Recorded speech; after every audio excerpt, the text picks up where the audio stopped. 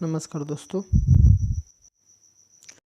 Political alliance में आप सभी का स्वागत है। तुलनात्मक राजनीतिक विश्लेषण के इस सीरीज में आज दूसरा सेट है, जिसमें हम 26 प्रश्नों का सेट हम लोग सॉल्व करेंगे। तो आइए चलते हैं। आज का पहला प्रश्न, निम्नलिखित में से कौन क्रांति को सामाजिक व्यवस्था के प्रबल मिथक में आमूलचूलकारी मौलिक परिवर्तन के रूप में देखता है। देखिए यहाँ पे दिया है कि क्रांति को सामाजिक व्यवस्था के प्रबल मिथक में आमूलचूलकारी मौलिक परिवर्तन के रूप में देखता है। तो देखिए यहाँ पे दिया है ऑप्शन नंबर ए में Newman, S P. Huntington, T S. Kuhn और जी.एस. पेटे। तो इसका जो राइट आंसर हो जाएगा न्यूमैन। ऑप्शन नंबर ए इसका राइट आंसर हो जाएगा न्यूमैन। नेक्स्ट प्रश्न है, निम्नलिखित में से किसने introduction to the study of law of the constitution नामक पुस्तक लिखी है। Introduction to the study of law and the constitution नामक पुस्तक किसने लिखी है? तो ए.वी. डाइसी दिया है, जेरेमी वाल्ड्रान दिया है और स्टीफन एम ग्रिफिल और गार्डन स्कूल दिया है। तो इसका जो राइट आंसर हो जाएगा इसका ए.वी. डाइसी हो जाएगा। ए.वी. डाइसी ऑप्शन नंबर ए इसका राइट आंसर हो जाएगा। नेक्स्ट है,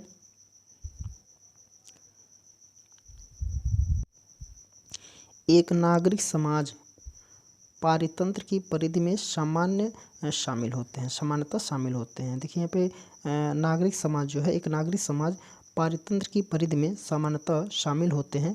तो यहाँ पे दिया है कि अलाभकारी संगठन, ऑनलाइन समूह, धार्मिक नेता और विधायिका। देखिए एक यहाँ पे हम समझें कि एक समाज पारितंत्रिक परिधि में सामान्यतः शामिल होते हैं, वो भी नागरिक में। तो देखिए इसमें विधायिका तो बिल्कुल नहीं होगी, ये कानून बनाने वाली जो ये संस्था के जो ये सदस्य होते हैं ये बिल्कुल नहीं होगी। बाकी अलाभकारी हो जाएगा, ऑनलाइन और धार्मिक नेता, ये तीनों कहीं न कहीं सामान्यतः इसमें शामिल होते हैं, जो नागरिक तरीके से जो समाज पारितंत्र की परिधि में होते हैं। तो इसका जो राइट आंसर हो जाएगा वो ऑप्शन नंबर बी हो जाएगा इसका राइट आंसर, जिसमें केवल 1, 2 और 3 इसका सही हो जाएगा, क्योंकि उपयुक्त में से सही उत्तर का चयन भी करना है। नेक्स्ट प्रश्न है, दिया निम्नलिखित में से कौन हंटिंगटन के अनुसार आधुनिकीकरण की प्रक्रिया के अभिलक्षण नहीं है? तो यहाँ दिया है जो आधुनिकीकरण की प्रक्रिया के लक्षण नहीं है, यहाँ पे देखिए नहीं है दिया है। देखिए यहाँ पे दिया कि यह एक क्रांतिकारी प्रक्रिया है, तो बिल्कुल नहीं है। यहाँ पे देखिए यह एक विपर्ययी प्रक्रिया है, तो ये सही हो जाएगा। और यह एक समजातीय प्रक्रिया है, बिल्कुल नहीं। यह एक जटिल प्रक्रिया है, बिल्कुल नहीं। और नीचे दिए गए विकल्पों में से उपयुक्त विकल्प का चयन करें। तो देखिए यहाँ पे 1, 2, यहाँ पे देखिए सिर्फ 2 ही इसका सही हो रहा है, तो यहाँ पे देखिए केवल 2 इसका उत्तर हो जाएगा ऑप्शन नंबर 2 इसका राइट आंसर। नेक्स्ट है, देखिए यहाँ पे कथन और अभिकथन और कारण वगैरह। देखिए यहाँ पे 2 कथन दिए गए हैं, एक अभिकथन है और एक दूसरा उसका कारण है, जो आर में दिया है, असर्शन और रीजन। तो यहाँ पे अभिकथन ये है, तुलनात्मक राजनीति में किसी भी विद्यार्थी को मतदाताओं के व्यवहारों का अध्ययन करना चाहिए। तो बिल्कुल है, जो है किसी भी विद्यार्थी को जो मतदाताओं के व्यवहारों का जो अध्ययन बिल्कुल करना चाहिए, सही है। तुलनात्मक राजनीति के किसी भी विद्यार्थी को समस्त राजनीतिक तंत्र का अध्ययन करना पड़ता है, बिल्कुल सही है, ठीक है। क्योंकि ये देखिए सिर्फ बस चुनाव का अध्ययन नहीं, चुनाव का अध्ययन तो करेंगे, इसके अलावा ये समस्त का अध्ययन भी करेंगे। तो इसका कारण ये आ जाएगा, क्योंकि समस्त अध्ययन करेंगे तो उसमें चुनाव वगैरह का अध्ययन करना बिल्कुल जरूरी हो जाएगा, ठीक है। तो इसका कारण स्पष्ट देता है। तो इसका देखिए पहला भी सही है, दूसरा भी सही है और कारण भी स्पष्ट दे रहा है। तो इसका जो राइट आंसर हो जाएगा वो हो जाएगा ऑप्शन नंबर डी। ए और आर दोनों सही है और आर ए की सही व्याख्या करता है। तो इसका उत्तर हो जाएगा ऑप्शन नंबर डी। नेक्स्ट है, या कि अरब स्प्रिंग किस देश में प्रारंभ हुआ? अरब स्प्रिंग किस देश में आरंभ हुआ था? लीबिया, सीरिया, मिस्र और ट्यूनीसिया। तो इसका जो राइट आंसर हो जाएगा वो हो जाएगा ट्यूनीसिया। इसका राइट आंसर ट्यूनीसिया।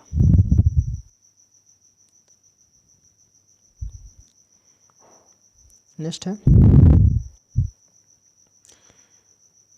साम्राज्यवाद पूंजीवाद का उच्चतम चरण है। देखिए ये बहुत महत्वपूर्ण प्रश्न है। ये अनेक एग्जामों में ग्रेजुएशन से लेकर के ये किसी भी कंपटीशन एग्जाम में नेट, जेआरएफ, टीजीटी, पीजीटी किसी भी प्रश्न में ये बहुत ज़्यादा पूछता है। तो साम्राज्यवाद पूंजीवाद का उच्चतम चरण है, या फिर इसको बोल सकते हैं कभी कभी कि साम्राज्यवाद पूंजीवाद का अंतिम चरण है, या उच्चतम चरण है या फिर अंतिम चरण है, दोनों आ जाता है। कि ये किसका कथन है? तो VI लेनिन का, जोसेफ स्टालिन का और कार्ल मार्क्स का और जॉर्ज लुकास का। तो इसका जो उत्तर हो जाएगा VI लेनिन। इसका उत्तर हो जाएगा VI लेनिन। नेक्स्ट है निम्नलिखित में से किसने नवीन सामाजिक आंदोलन का समर्थन किया है? नवीन सामाजिक आंदोलन का समर्थन किया है तो वो हो जाएगा कौन? दिया उच्च वर्ग, मध्यम वर्ग, नव वर्ग और निम्न वर्ग। तो इसका जो राइट आंसर हो जाएगा वो हो जाएगा नव वर्ग, यानी कि नव मध्यम वर्ग। तो नव मध्यम वर्ग इसका राइट आंसर हो जाएगा। नेक्स्ट हो जाएगा निम्नलिखित में से कौन से अवयव राजनीतिक संस्कृति के लिए आवश्यक नहीं है? देखिए यहाँ पे दिया है कि कौन से अवयव जो है वो राजनीतिक संस्कृति के लिए आवश्यक बिल्कुल नहीं है। तो यहाँ पे दिया है मूल्य दिया है, विश्वास दिया है, ये भावनात्मक अभिवृद्धि दिया है और भ्रष्टाचार दिया है। तो इसका जो राइट आंसर हो जाएगा वो हो जाएगा भ्रष्टाचार। इसका राइट आंसर इस राजनीतिक संस्कृति की आवश्यक नहीं है। बाकी मूल्य बिल्कुल आवश्यक चीज़ें है, विश्वास भी आवश्यक चीज़ें है और भावनात्मक भी आवश्यक चीज़ें हैं, लेकिन ये बिल्कुल आवश्यक चीज़ें नहीं है। और कह रहा कि कौन आवश्यक चीज़ें नहीं है, तो ये भ्रष्टाचार जो है राजनीतिक संस्कृति के लिए आवश्यक चीज़ें नहीं है। नेक्स्ट है दिया कि तीसरी दुनिया की पहचान निम्न आय के अतिरिक्त निम्नलिखित में से और किनके होने से होती है? तीसरी दुनिया की जो पहचान होती है किनके द्वारा होती है? तो निम्न आय के अतिरिक्त जो है, देखिए ये तीसरी दुनिया का जो पहचान एक होती है निम्न आय, यानी कि जिनका आय बहुत कम है, इनकम, तो निम्न आय के द्वारा तो होती है। इसके अतिरिक्त निम्नलिखित में से और किनके द्वारा होती है? तो सामाजिक असमानता से, आर्थिक समृद्धि से, मानव तथा अर्थ संबंधी समानता से और लिंग असमानता से। तो इसका जो है 36 नंबर पे, तो इसका देखिए सामाजिक असमानता से बिल्कुल सही हो जाएगा, इससे भी निर्धारण किया जाता है। और आर्थिक समृद्धि से, तो निम्न आय आर्थिक में आ जाएगा। और मानव तथा अर्थ संबंधी असमानता से इसका भी सही हो जाएगा। और लिंग असमानता से इसका भी सही हो जाएगा। तो यहाँ पे 1, 3 और 4 इसका राइट आंसर हो जाएगा। तो 1, 3 और 4 देखिए ऑप्शन नंबर डी में दिया है, तो इसका उत्तर हो जाएगा ऑप्शन नंबर डी, इसका राइट आंसर। नेक्स्ट है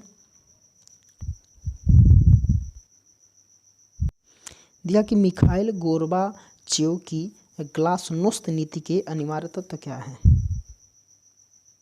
मिखाइल गोर्बाचेव और ग्लासनोस्त, ये इनकी जो नीति है इनका क्या है? देखिए एक जो मिखाइल गोर्बाचेव हैं और ग्लासनोस्त हैं, ये रूस के शासक और ये मतलब यूएसए का शासक और रूस के ये राष्ट्रपति मतलब शासक थे। इनकी नीति अपनी अपनी थी।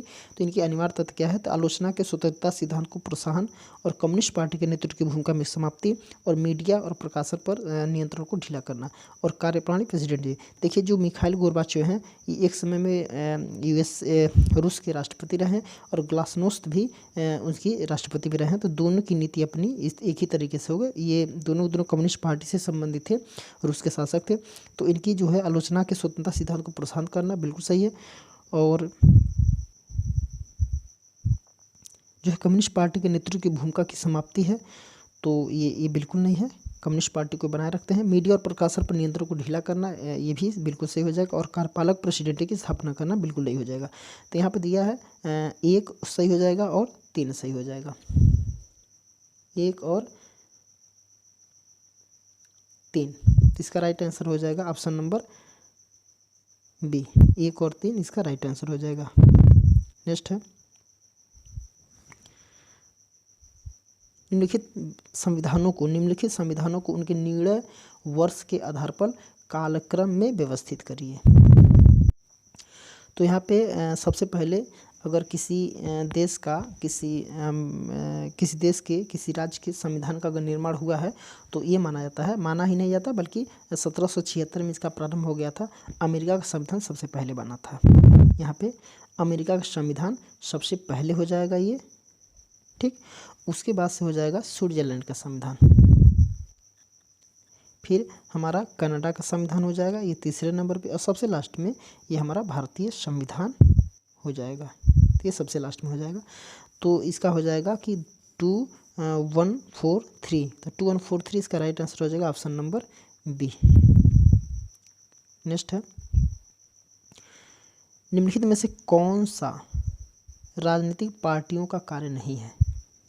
कौन जो है वो राजनीतिक पार्टी का कार्य नहीं है? तो यहाँ पे दिया है जनमत निर्माण, सरकार और वैकल्पिक सरकार बनाना, जनता को राजनीतिक शिक्षा देना और न्यायपालिका पर नियंत्रण रखना। तो इसका जो राइट आंसर हो जाएगा वो हो जाएगा न्यायपालिका पर नियंत्रण रखना। ये इसका कार्य नहीं है, यानी कि ये राजनीतिक दल का कार्य नहीं है। बाकी जो है देखिए, ये जनमत निर्माण करना राजनीतिक दलों के, राजनीतिक पार्टियों के कार्य है।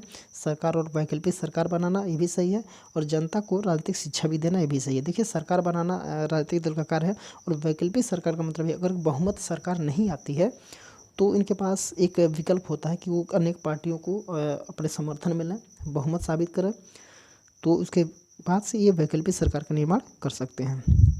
तो इसका जो कौन सा कार्य नहीं है, तो न्यायपालिका पर नियंत्रण बिल्कुल नहीं रखते हैं। न्यायपालिका स्वतंत्र और एकीकृत होती है। तो इसका राइट आंसर हो जाएगा ऑप्शन नंबर डी। नेक्स्ट है,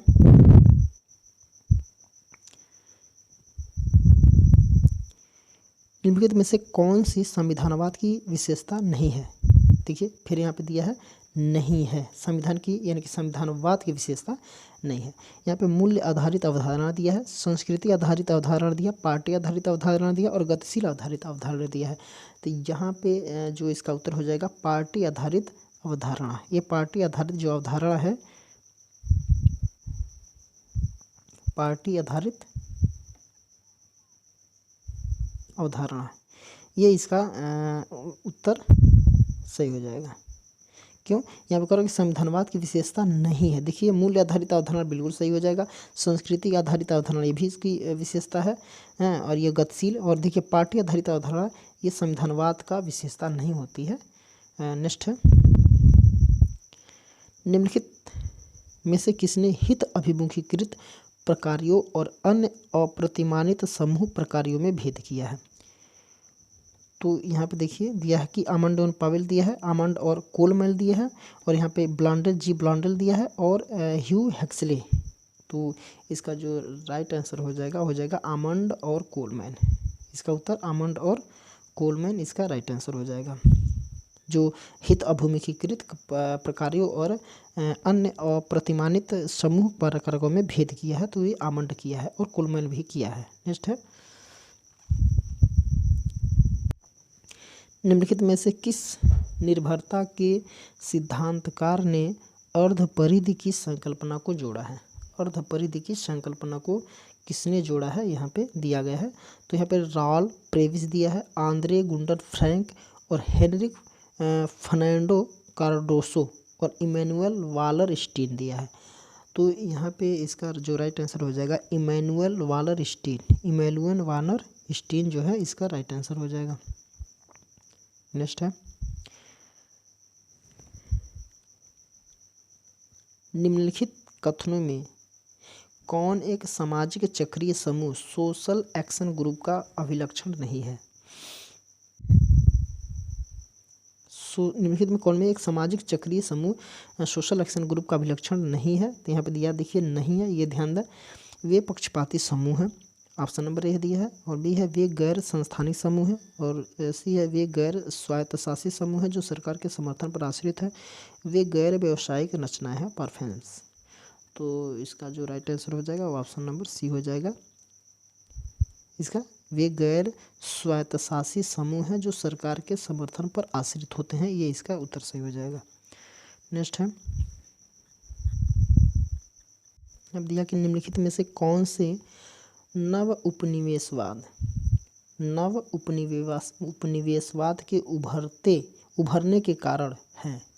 तो नव उपनिवेशवाद के उभरने के क्या कारण है कि यूरोपीय शक्तियों की कमजोर स्थिति हुई थी। तो बिल्कुल सही हो जाएगा ये, जब यूरोपीय शक्तियों की कमजोर स्थिति हो गई थी तो नव उपनिवेशवाद बताया जाता है। अभी बता रहे हैं साम्राज्यवाद के विरुद्ध सचेतन में वृद्धि, तो साम्राज्यवाद के विरुद्ध सचेतन में वृद्धि, ये भी सही हो जाएगा। और भारत की विदेश नीति इससे कोई मतलब नहीं है, जापान की विदेश नीति से कोई मतलब नहीं है। इस तरीके से ये जो है बिल्कुल गलत हो जाएगा, बल्कि ये जो है पहला और दूसरा से, यानी कि इनके वजह से यूरोप में इनकी शक्तियों की कमजोरी स्थिति हुई और साम्राज्यवाद के विरुद्ध इससे सचेतन की वृद्धि हुई, जिसकी वजह से नव उपनिवेशवाद की उभरा। तो ये नव उपनिवेशवाद होता क्या है, देखिए जो एक होता है उपनिवेशवाद। उपनिवेश का मतलब है कि जब कोई देश अपनी राजनीतिक शक्ति के द्वारा किसी कमजोर देशों के ऊपर राजनीतिक शक्ति अर्जित करे, अर्थात उसे अपने गुलाम बना करके रखे, वहाँ पे शासन संचालित करे। लेकिन ये धीरे धीरे अब व्यवस्थाएं ख़त्म हो गई है, हर एक देश अब स्वतंत्र हो गए हैं। तो इस यूरोपीय शक्तियों की जो कमजोर स्थिति हो गई है, क्योंकि दूसरे देश पे लोग शासन नहीं कर पाते थे, तो हुआ ये कि इन्होंने नए नए कंपनियां, नए नए निगम, नए नए चीज़ें खोला और लोग दूसरे दूसरे राज्यों में, दूसरे दूसरे देशों में जाकर स्थापित किए ताकि उनको आर्थिक रूप से उसका दोहन कर सकें। ठीक, और ऊपर से जो ऋण है, कर्ज है, ठीक है, ऐसे ऐसे प्रावधान बनाए गए थे, अनेक संगठन बने। इन संगठनों के माध्यम से अनेक प्रावधान ऐसे बनाए तो कहीं ना कहीं व्यापार, वाणिज्य, इन सब में भी कहीं ना कहीं कंट्रोल यूरोपीय शक्तियों का हो गया और कमजोर देशों के ऊपर इन लोगों को थोप दिए हैं। तो इस जो आर्थिक रूप से जो उपनिवेशवाद किया जाता है, इसको नव उपनिवेशवाद बोला जाता है। नेक्स्ट है दिया कि वैश्विक प्रणाली सिद्धांत के संबंध में निम्नलिखित में से क्या सही है। यहाँ पे कह रहा है कि क्या सही है। देखिए यह मार्क्स के धन संचय के संबंध में प्रभावित है। यह मार्क्स के जो वैश्विक प्रणाली सिद्धांत है, यह मार्क्स के धन संचय के विचार से प्रभावित है। तो ये बिल्कुल प्रभावित है। धन संचय के आधार पर विश्व केंद्र परिधि और अर्ध परिधि के बीच बटा है, ये बिल्कुल सही हो जाएगा। इसमें खिलाड़ी, रणनीतियाँ, नियम और परिणाम जैसे महत्वपूर्ण अवधारणा है, बिल्कुल नहीं हो जाएगा। यह राज्यों के मध्य संघर्ष, प्रतिस्पर्धा और सहयोग की स्थिति का विश्लेषण करता है, बिल्कुल नहीं करता है। तो इसका जो हो जाएगा 1 और 2 सही हो जाएगा। तो देखते हैं ऑप्शन में 1 और 2 कहाँ दिया है, तो 1 और दिया यहाँ पे दिया है ऑप्शन नंबर ए में। इसका उत्तर हो जाएगा ऑप्शन नंबर ए, इसका राइट आंसर। नेक्स्ट है निम्नलिखित में से किसने राज्य को एक आवश्यक बुराई माना है। देखिए राज्य को आवश्यक बुराई मानने वाले कौन है, तो जेरेमी बेंथम दिया है, थॉमस पेन, जेम्स मिल और जे.एस. मिल। देखिए जो ये जेम्स मिल हैं, इनके जो लड़के हैं ये जे.एस. मिल हैं। इनका नाम है जॉन स्टुअर्ट मिल, इनका नाम है जॉन स्टुअर्ट मिल और ये इनके पापा जी हैं। ठीक है, तो यहाँ पे राज्य को एक आवश्यक बुराई मानना, तो ये कौन है, तो इसका जो उत्तर हो जाएगा थॉमस पेन अर्थात ऑप्शन नंबर बी। देखिए राज्य एक आवश्यक बुराई है, इसमें 2 तरीके के प्रश्न आते हैं। होता कि राज्य एक अनावश्यक, ये तो है आवश्यक, और एक होता है राज्य एक अनावश्यक बुराई है, अनावश्यक बुराई है, इस तरीके से आता है। तो जब आया कि राज्य, इसका मतलब है कि राज्य, अब देखिए यहाँ पे दिया राज्य को एक आवश्यक, देखिए ये आवश्यक भी है, राज्य आवश्यक है क्योंकि व्यक्तियों की संपत्ति की रक्षा करता है, और बुराई इसलिए है कि ये व्यक्तियों की स्वतंत्रता में हस्तक्षेप करता है, व्यक्तियों की स्वतंत्रता में कमी करता है, इसलिए ये आवश्यक तो है, संपत्ति की रक्षा करने के लिए तो आवश्यक है, लेकिन ये व्यक्ति की स्वतंत्रता में हस्तक्षेप करता है, जिसकी वजह से इसकी बुराई है। और जो अराजकतावादी मानते हैं तो वो कहते हैं कि ये राज्य आवश्यक, अनावश्यक भी है और बुराई भी है। ठीक है, तो और जो उदारवादी हैं, व्यक्तिवादी हैं, ये कहते हैं कि राज्य एक आवश्यक है लेकिन इसको बुराई भी है। ये 2 तरीके से इसमें प्रश्न आते हैं। यहाँ पे सूची 1 में पुस्तक दिया है और सूची 2 में लेखक का नाम दिया है, और इन सूची 1 से सूची 2 का मिलान करना। देखिए यहाँ पे दिया कि पॉलिटिक्स एंड मार्केट्स, ये है जो पॉलिटिक्स एंड मार्केट्स, ये चार्ल्स लिंडब्लॉम इसका मिलान हो जाएगा इससे। और द पावर इलीट, जो पावर इलीट है वो the C Wright Mills, a preface to democratic theory, इसका हो जाएगा रॉबर्ट डहल।